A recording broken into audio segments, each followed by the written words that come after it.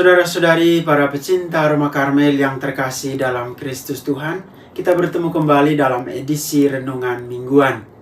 Semoga saudara-saudari sekalian selalu memiliki ketetapan hati yang teguh untuk terus melakukan hal-hal baik dalam hidup setiap hari. Jangan pernah berhenti berjuang karena keterbatasan. Saudara-saudari yang terkasih, hari ini Tuhan Yesus mengajak kita semua untuk merenungkan kisah tentang seorang penabur yang keluar dari rumahnya untuk menaburkan benih. Ia menabur di ladangnya tanpa memilih lokasi yang tepat untuk menabur. Ada benih yang jatuh di pinggir jalan, di atas tanah berbatu, di antara semak duri, dan sebagian lagi di tanah yang subur. Namun saudara-saudari sekalian, pokok yang hendak disampaikan dalam perumpamaan ini bukan tentang perihal menabur, bukan pula tentang perihal sang penabur, melainkan tentang tanah yang sudah ditaburi benih. Perumpamaan ini kemudian diakhiri dengan seruan, "Siapa yang bertelinga, hendaklah ia mendengar."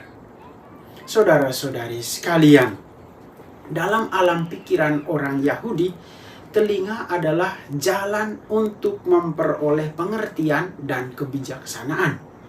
Karena itu, mendengar pertama-tama berarti mengerti dan bertindak sesuai dengan kesadaran ini.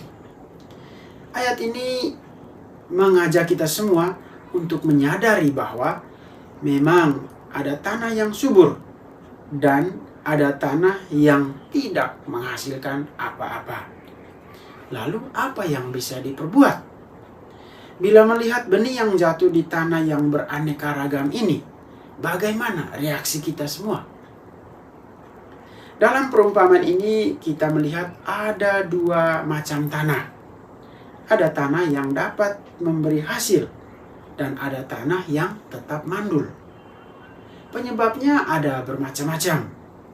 Misalnya kehilangan benih, terhimpit bebatuan, atau juga diselimuti oleh semak berduri. Karena itu saudara-saudari, tindakan yang paling cocok adalah memindahkan benih itu ke tanah yang subur bila kita melihat ada benih yang jatuh di pinggir jalan, supaya ia dapat tumbuh dan berbuah.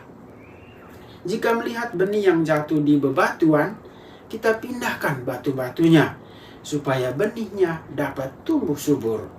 Dan apabila melihat benih yang jatuh di semak duri, kita bersihkan semak durinya tanpa perlu merusak benih. Dalam hal ini saudara-saudari, kita dihimbau agar mengenali tanah yang baik supaya bisa menolong dengan sungguh.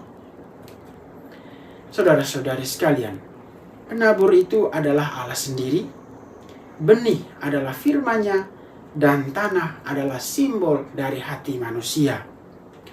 Antara Allah dan manusia perlu ada usaha bersama supaya tanah dapat menghasilkan panenan berlimpah. Namun sayang, keadaan hati kita selalu berubah-ubah.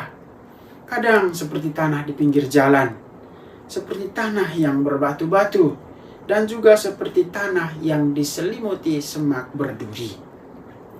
Firman Tuhan adalah berkat, ditanam dalam hati yang bersih, sehingga tumbuh dan berbuah, serta hidup dalam pengharapan menurut rancangan Allah. Namun, itu juga tergantung pada kesediaan hati manusia, sebab mengusahakan tempat yang subur adalah usaha yang terus-menerus. Saudara sekalian, semoga keadaan dan situasi hati kita tidak menjadi penghalang bagi Tuhan untuk menaburkan firman-Nya. Tuhan memberkati.